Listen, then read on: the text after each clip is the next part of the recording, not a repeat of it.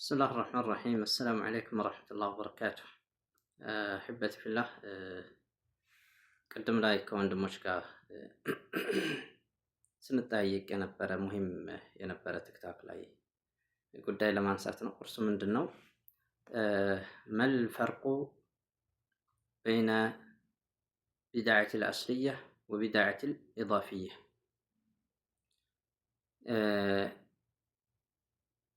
መሰረታዊ የሆነ ቢድዓና እንደዚሁም ተጨማሪ የሆነ ቢድዓ ልዩነታቸው ምንድን ነው የሚል ነው። አማ ቢድዓት አልአስልያ ቢድዓት አልአስልያ ብሎ ማለት هو لا أصل له شرعا من الكتاب والسنة ከቁርአን ከሐዲስ ማስረጃ የሌለው የሆነ ነው ማለት ነው። ቢድዓት አልአስልያ ምንም አይነት ማስረጃ የሌለው ሆነ። አማ ቢድዓት አልኢዳፊያ ቢድዓት አልኢዳፊያ ብሎ ማለት فإن له أصلا شرعا يعني من الكتاب أو من السنة መሰረታዊ ጉዳይ ያለው የሆነ ለእርሱ ነገር ግን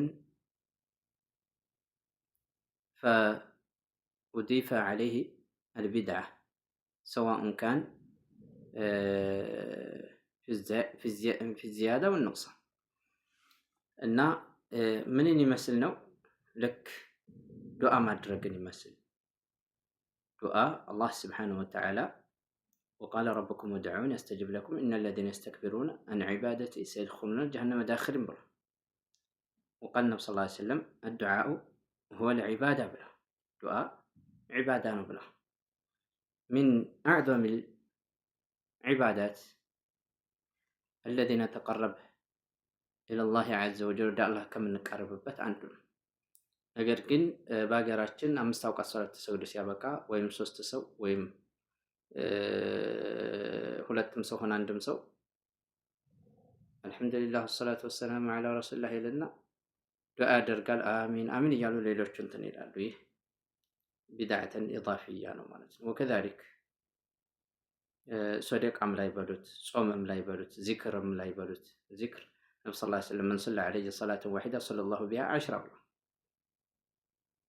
በእኔ ላይ አንድ ሶላዋትን ያወረደ የሆነ ሰው በሱ ላይ 10 አጅር ያገኛል ብሏል።